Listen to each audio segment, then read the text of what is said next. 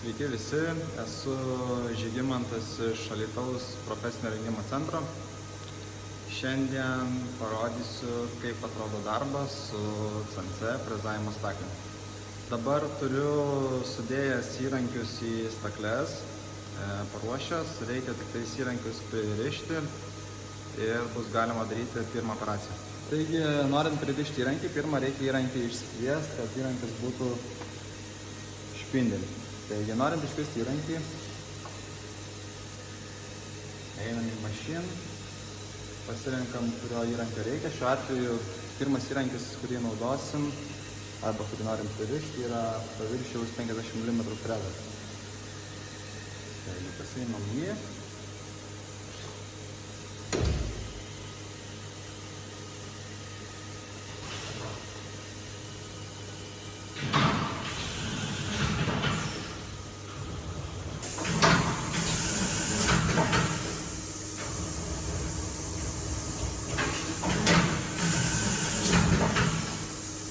Šiose staklėse rankiniu būdu įrankio pririšinėti nereikia. Čia yra įrankis, kuris skirtas įrankio ilgiui ir skersmeniui nustatyti. Tai spaudžiam measure tool, length auto ir pradedam ciklą.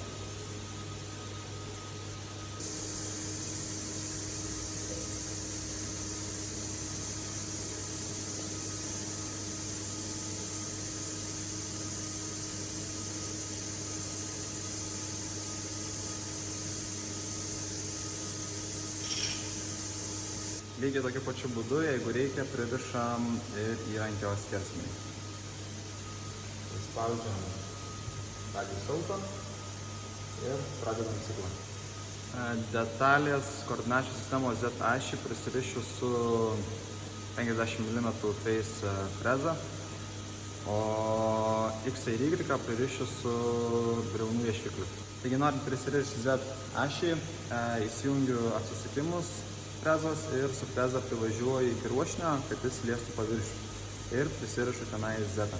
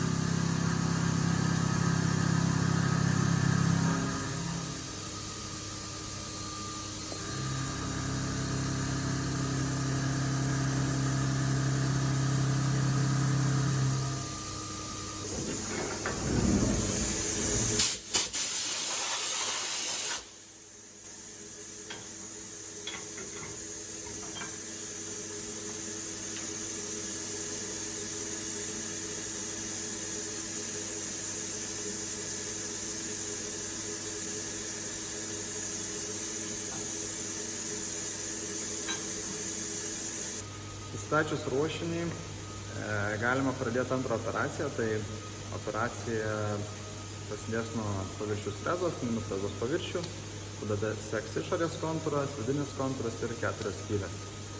Taigi galima leisti programą.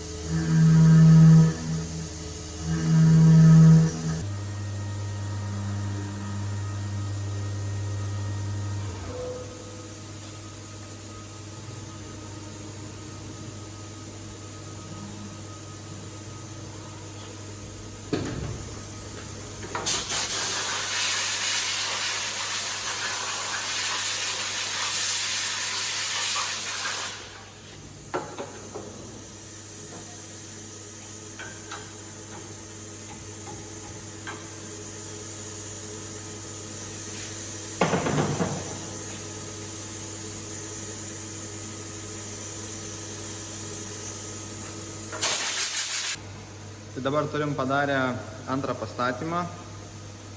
Detalė pabaigta, belieka tik nuimti nereikalingą medžiagą nuo dugno ir bus baigta.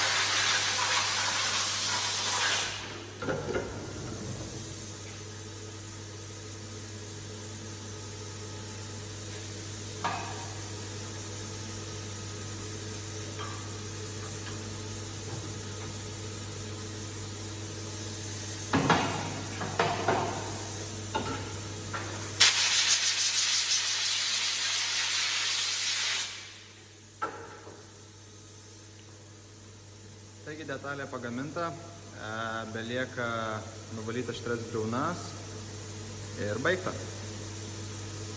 Štai taip jie atrodo. Paviršiai gavosi visai neblogi. Jeigu ir jūs norite išmokti, kaip dirbti, kaip naudoti su CNC staklėm, tai visa informacija apie mokymus yra video aprašyme. Ir ačiū, kad žiūrėjote.